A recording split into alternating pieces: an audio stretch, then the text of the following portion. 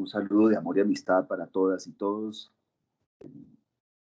Como saben, pues nuestra organización precisamente se fundamenta en el amor al prójimo, en la solidaridad, en los afectos. Entonces, por eso, pues esa es la importancia para nosotros de este día. Pues es un día comercial, pero nosotros lo podemos también ver desde nuestras propias relaciones interpersonales que buscamos que sean amorosas, o sea, que sea la solidaridad y el afecto el que nos convoque.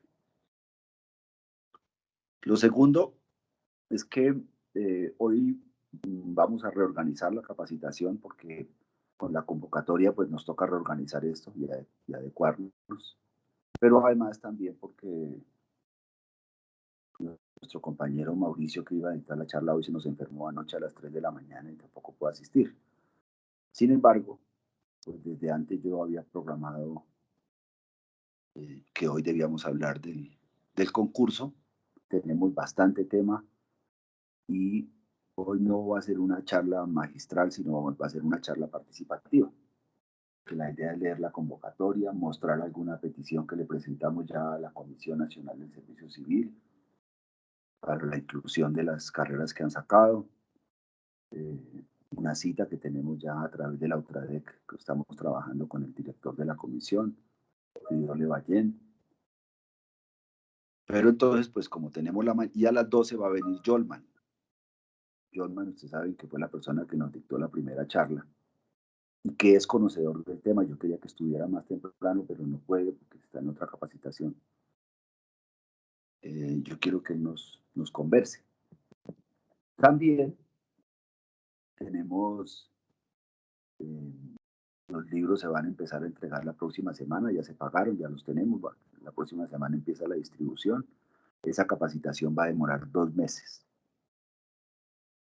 Nos han solicitado el profesor nos solicitó que fuera que entre semanas, yo le planteé que mejor los sábados, así sea una sola pregunta que llegue un sábado en WhatsApp. Es mejor el sábado porque tenemos más tiempo, hay gente que está muy cargada de trabajo, entonces no podemos nosotros enredarnos y que después quedemos mal con eso, porque en ese curso está la base. Yo le envié al profesor, le envié la convocatoria también, ella la tiene, y está organizando eso, organizamos 3 grupos, y va a ser 3 WhatsApps, entonces esperamos que todo el mundo haya entregado bien su WhatsApp, esperamos que todo el mundo haya entregado bien sus direcciones, porque pues se van a repartir los libros en las casas. Y creo que nos llegó en el momento oportuno. Cuando ya sale la convocatoria y nos define unas reglas, creo que nos llegó eso exacto, porque ese curso le apunta exactamente a la experticia para contestar las preguntas. Entonces, llegó en el instante, ¿no? Estuvo como bien haber hecho las cosas. Yo voy a leer primero un pequeño resumen que tengo. O sea, el orden va a ser el siguiente. A ver. Primero voy a leer como una ubicación del tema sobre la base de una lectura que hicimos en la Junta Nacional Ampliada de Ultradian, del acuerdo, y eso nos dio unas cosas ahí. Entonces, voy a leer. Después, vamos a leer el acuerdo, vamos a leer los anexos, vamos a leer la carta que le enviamos a la comisión, a la función pública y a la DIAN, donde le pedimos que modifique la convocatoria y que permita que se le garantice a los compañeros que ingresaron con unas reglas, que esas reglas se respetan. Pero todo el tiempo va a ser participativo. Aquí no va a ser que, o sea, por favor, necesitamos que nos ayuden y vamos a tener que tomar apuntes de lo que hablemos, aunque queda la grabación, pero es bueno que si está Sandra y para que nos ayude con la toma de apuntes. Eh, para tener, digamos, las referencias de las conclusiones que saquemos. Bueno, el acuerdo 285 de 2020 eh, es un acuerdo pues que firmó pues la DIAN con la Comisión Nacional del Servicio Civil. y que ahorita cuando lo leamos pues vamos a ver su dinámica, pero como yo solo quiero resaltar algunas cosas, entonces lo primero que quiero resaltar es que para las personas, los compañeros que son provisionales y que están a 3 años de la pensión, se les garantiza el derecho al trabajo hasta que se pensionen. Eso de acuerdo al artículo 263 del Plan Nacional de Desarrollo y en consonancia con lo conversado con el Gobierno Nacional en la última negociación colectiva. O sea, mientras estábamos en la negociación colectiva, estaba la discusión del plan y ese fue uno de los puntos en los cuales tuvimos acuerdo con el gobierno. Asimismo, también tienen protección las madres y padres cabeza de familia y personas con discapacidad, las cuales si llegase a ser convocado su cargo, deberán ser reubicadas, o sea, deberán permanecer dentro de la entidad. Y eso pues no va a tener mayor problema porque va a haber gente que va a pasar el concurso y pues entonces va a quedar la vacante en caso de que ellos, de que los cargos de ellos sean convocados. Ese punto es importante porque son garantías. Ya ayer alguien me estaba escribiendo por el WhatsApp que Tulio, ¿cuál es el artículo del plan de desarrollo? Es el 263 que lo está citando la convocatoria. Asimismo, eh, dentro de las fases que se van a dar, una de las fases precisamente es la acreditación de la universidad que va a hacer los exámenes. Eh, lo importante es que la universidad que se acredite, que gane ese concurso, debe tener programas relacionados con temas con los que trabajamos en la DIAN. El fundamento del concurso es el manual de funciones. Y ahorita vamos a explicar cómo va la situación con el manual. Nosotros vemos que este manual, pues que no fue, digamos, no tuvo el concepto de las organizaciones sindicales como lo exige la norma. Es un manual que viola la libre concurrencia, precisamente que citan ahí en el artículo 28 de la ley 909 del 2004. Y también viola principios de la ley 071 del 2020 de igualdad, mérito y libre concurrencia, que están en esa ley en el artículo 3.1 y el artículo 3 del artículo 3, sí, en el numeral 3.1 del artículo 3 de la ley 071 del 2020. Eh, También hay una dificultad ahí en esa convocatoria en cuanto existe una sentencia que la vamos a revisar, que establece que la Comisión Nacional del Servicio Civil es la única entidad que debe manejar los concursos, porque además es una entidad independiente del gobierno y que eso es una garantía de transparencia.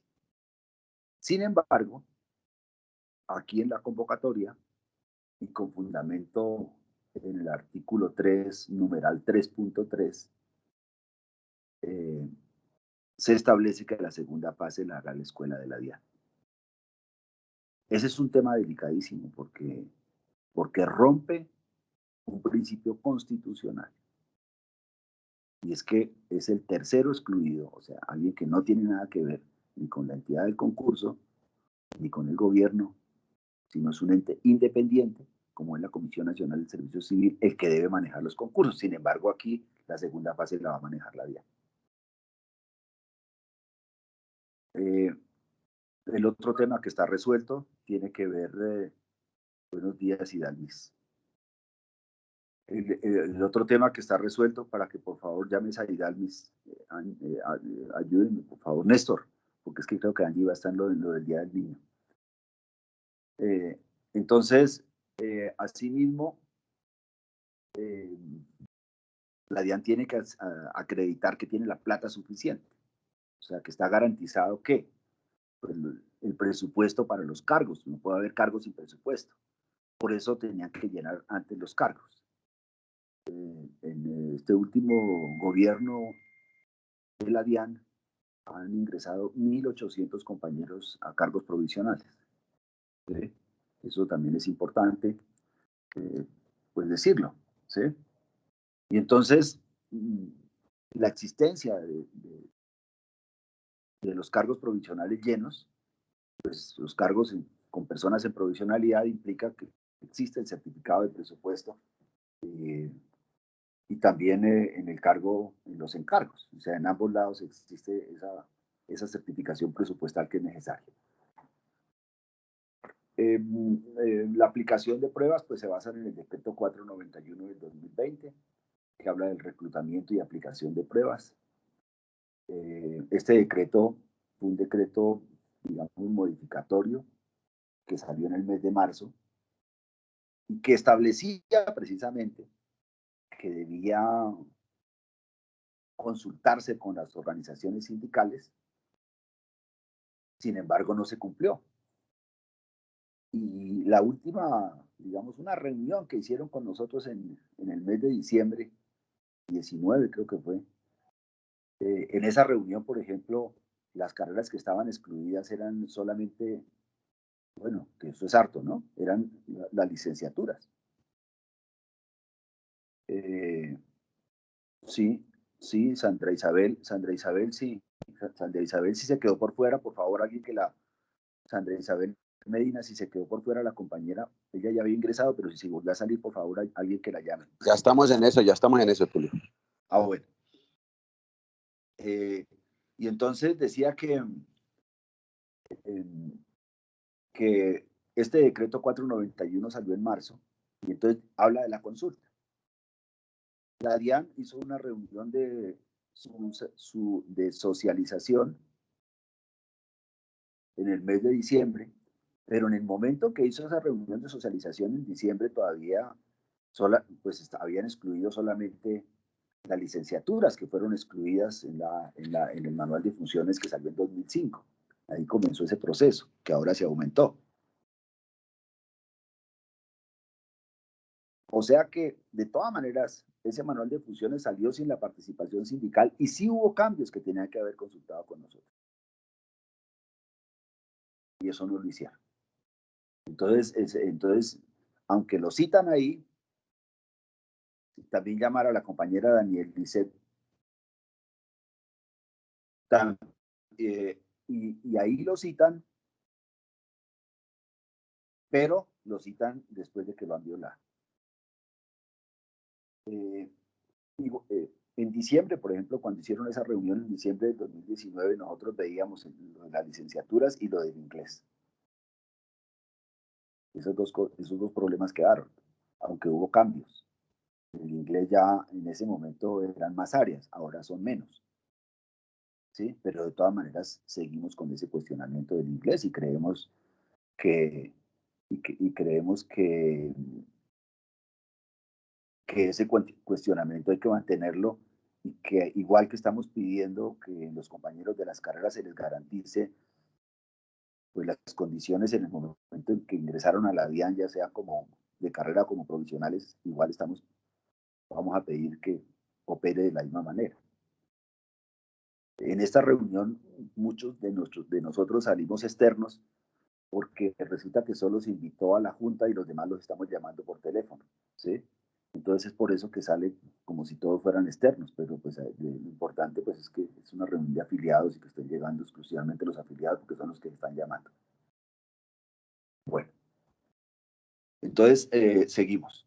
Con la resolución 60 del 2020 expedida después de la vigencia del decreto 491 del 2020, el problema es más grande. La administración es pública, los ingenieros, los arquitectos, los psicólogos, las relaciones económicas internacionales, la filosofía, la sociología, más de 500 empleados actuales eh,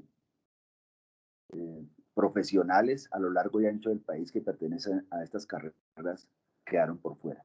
Y entonces la solicitud que le estamos haciendo a los tres entes es que por lo menos debe garantizarse el derecho a participar a ellos, garantizándoles las mismas condiciones con las que ingresaron a la DIAN, ya sea como carrera o como provisionales. Esa es la petición que hemos elevado.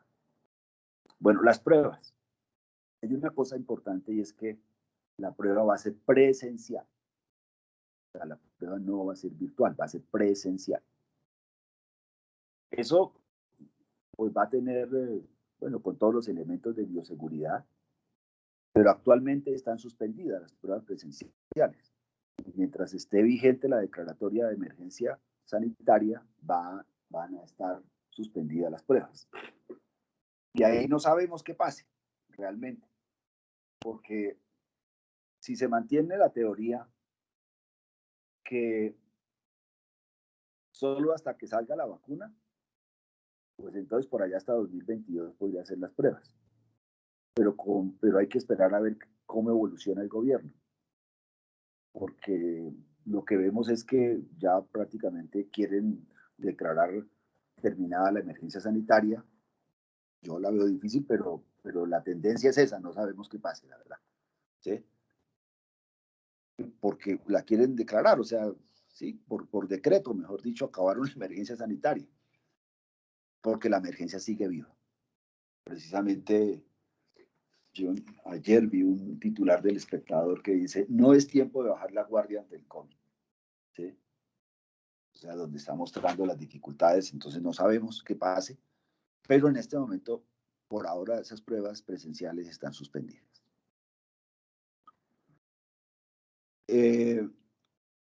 Entonces será después de que se levante la declaratoria de emergencia. El cálculo es que por lo menos eh, después después de la venta de los pines, por lo menos se va a demorar 6 meses en preparar los exámenes. Porque después de la venta de los, bueno, antes de la venta de los pines puede modificarse la convocatoria, por eso que estamos haciendo esa solicitud a la DIAN, que más tarde la voy a leer. ¿Sí? Pero después ya de la venta de los pines ya no pueden modificar nada. Entonces estamos buscando a ver si se resuelve el problema antes. Y nos evitan tener que meter 500 tutelas y tener que meter en la demanda y todo eso, pues ellos lo resuelven. ¿Sí?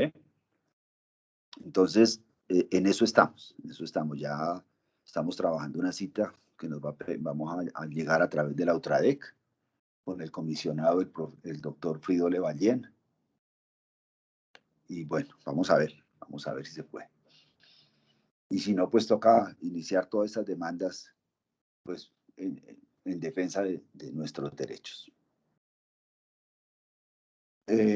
Entonces, decía, son probables los ajustes a la convocatoria antes de la venta de los pines. Entonces, estábamos trabajando en esos temas. ¿Cuál es el énfasis del concurso? Y ahí por eso es que nos toca reorientar la capacitación. Porque el énfasis es en las competencias básicas u organizacionales. Entonces, hay que mirar dentro de nuestras fichas del manual de funciones, hay que mirar ese tema de las competencias básicas u organizacionales. Esa es una prueba eliminatoria, o sea, es obligatorio pasar esa prueba para poder llegar a la segunda fase. ¿Sí? Ahí hay otras que son las competencias conductuales o interpersonales, eso también hay que trabajarlo, que es una prueba clasificatoria, y la prueba de integridad, que también es una prueba clasificatoria. Después, ahorita cuando leamos el anexo y todo eso, vamos a mirar qué es eso. Bueno, cursos de formación que indican los probables cargos. O sea, en la medida en que la convocatoria establece unos cursos de formación, ya nos da las probabilidades de cuáles son los cargos que podrían ser convocados. Esa es la teoría que tenemos. Es una teoría, ¿por qué? Pues porque son los indicios de la convocatoria los que nos dan la ruta de por dónde es que va a ser la situación. ¿Sí? Eso pues no lo estamos inventando, lo leímos en la convocatoria. Entonces, ¿qué quiere decir? Que en cuanto a los cargos misionales, sería cumplimiento de obligaciones tributarias, y entonces tendríamos administración de cartera, recaudo y devoluciones. Y cumplimiento de obligaciones tributarias aduaneras y cambiarias, entonces tendríamos fiscalización tributaria, aduanera, cambiaria e internacional TASI y gestión de riesgos y programas. Vemos que ese es el núcleo básico que quieren convocar en el primer concurso, dentro de los cargos misionales. Y tiene su lógica, en el sentido de que, pues si se plantea un fortalecimiento de la entidad, ese fortalecimiento será, pues fundamentalmente en los cargos misionales, ¿sí? Entonces, por eso, y en estos que son los que son de mayor sensibilidad y los que pegan más con el tema del recaudo, ¿sí? Entonces, administración de cartera, recaudo y devoluciones, pues ahí está, la médula, digamos, ¿sí? Cumplimiento de obligaciones tributarias, aduaneras y cambiarias, pues ahí está está la fiscalización tributaria, aduanera, cambiaria, internacional, TASI. Entonces tenemos fiscalización, liquidación y tenemos cambios que va a ser convocado. Y gestión de riesgos y programas. Ahí tenemos ya una con inglés, que es la fiscalización internacional. Entonces, eso lo podemos deducir desde la convocatoria, ¿sí?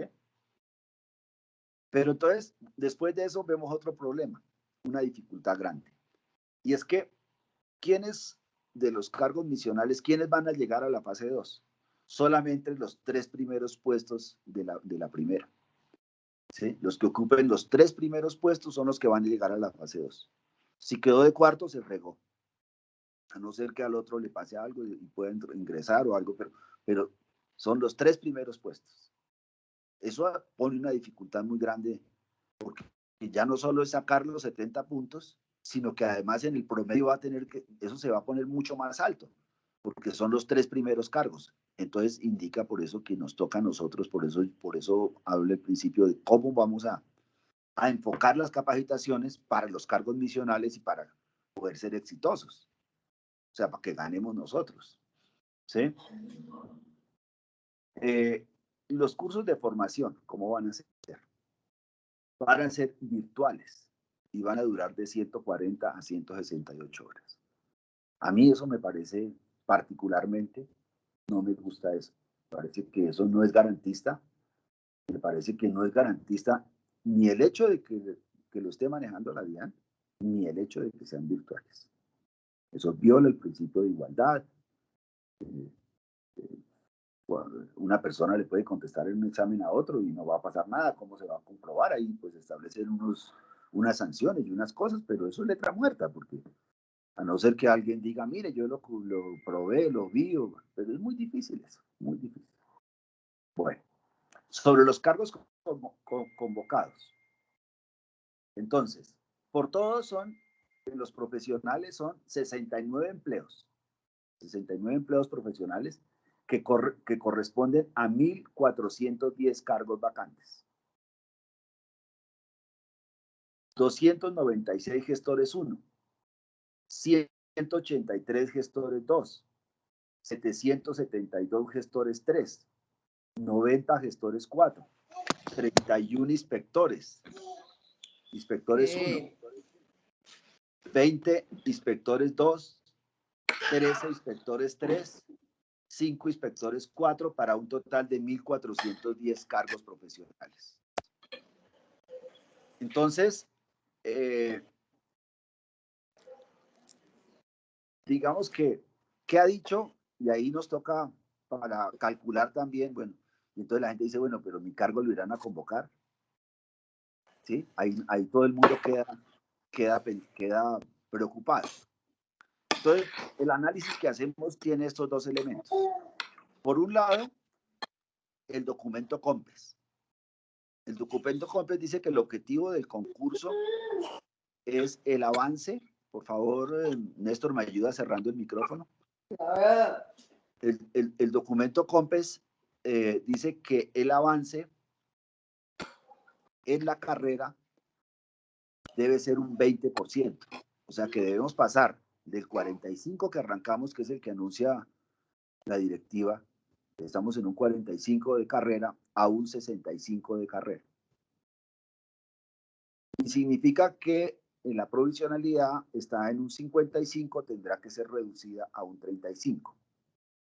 Pero entonces ya hicimos un derecho de petición, porque no sabemos si realmente, por ejemplo, los gestores 3, tengamos 772 gestores 3 provisionales, la verdad no sabemos. ¿Sí? Lo que sí sabemos es que en este gobierno, en esta administración, han entrado 1.800 nuevos cargos provisionales. Eso sí lo sabemos, de eso sí tenemos certeza. Pero no sabemos la distribución. Alguien me decía que es probable, porque mucha gente no tuvo derecho al segundo encargo. O nadie, perdón, no, mucha gente no, sí, mucha gente en el sentido de todos los que lo solicitaron, pero acuérdense que la norma nos quitó el derecho al segundo encargo. Entonces, es probable eso, ¿sí? Y también como tenemos la restricción de las profesiones.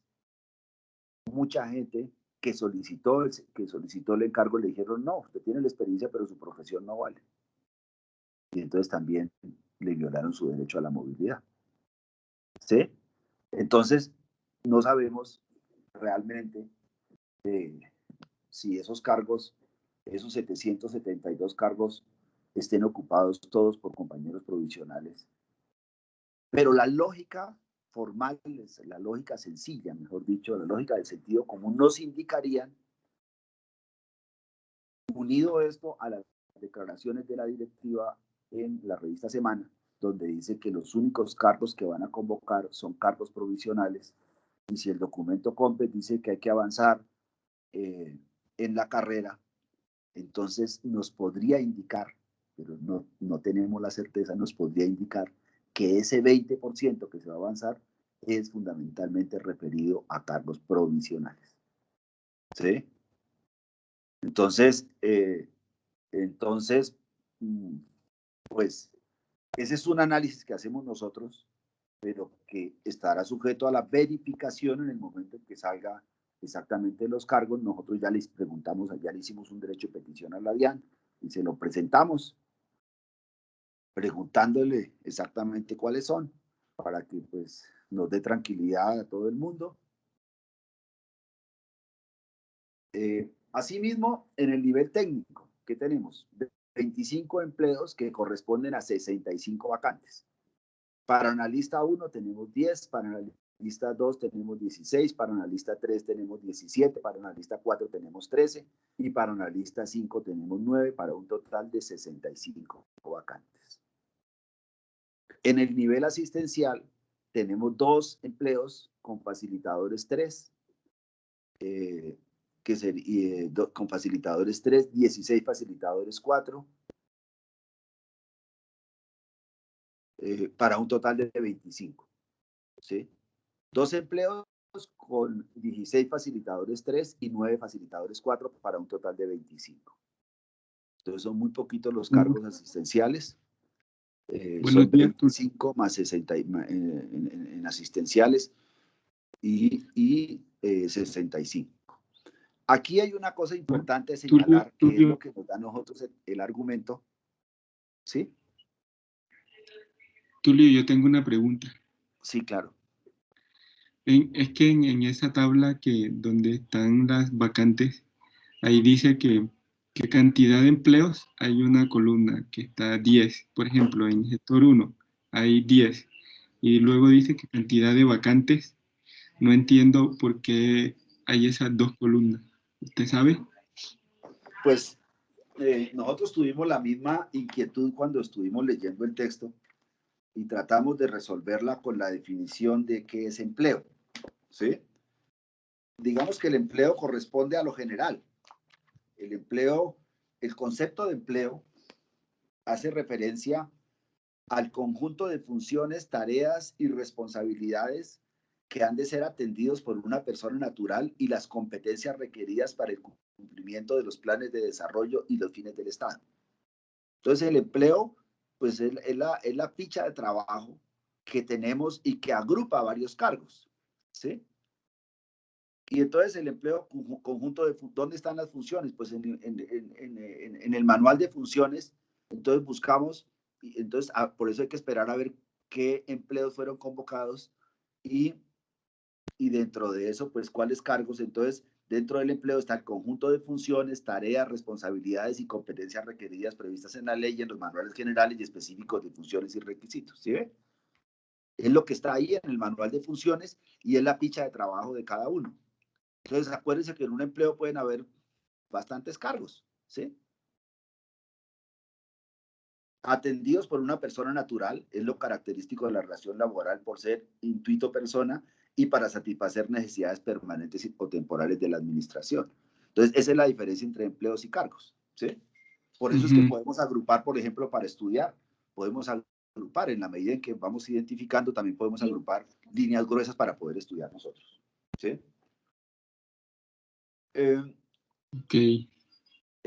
Me perdí. Bueno. Entonces decía que para el caso del nivel técnico y del nivel asistencial, establecen una regla y es la siguiente. Dicen, mire, para el caso de los asistenciales y para el caso de los facilitadores, se les respetarán las condiciones que tuvieron al momento de ingreso a la entidad.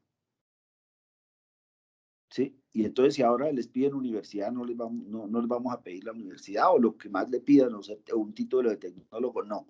En eso se les respeta sus condiciones. Un principio de estabilidad jurídica, que está bien. De ahí es donde nos agarramos nosotros para pedirle a la DIAN que le respeten las condiciones a todos los profesionales de administración pública, a todos los ingenieros químicos, a todos los licenciados, a todos los filósofos, a todos los psicólogos, a los sociólogos. ¿Por qué? Porque son las condiciones con las cuales uno ingresó a la entidad. Entonces, si se puede hacer en el nivel técnico y en el nivel asistencial, ¿por qué no se puede hacer eso en el nivel profesional? Ah, que porque allá está arreglado con algo que dice la función pública, pues por eso le mandamos la petición a la DIAN, a la función pública y a la comisión. ¿Sí? Entonces eso es. Ese es el resumen que yo tenía sobre un trabajo que hicimos en la Junta nuestra. Y creo que ahora sí podemos entrar a leer el documento, ¿sí? Para que le encontremos más cosas.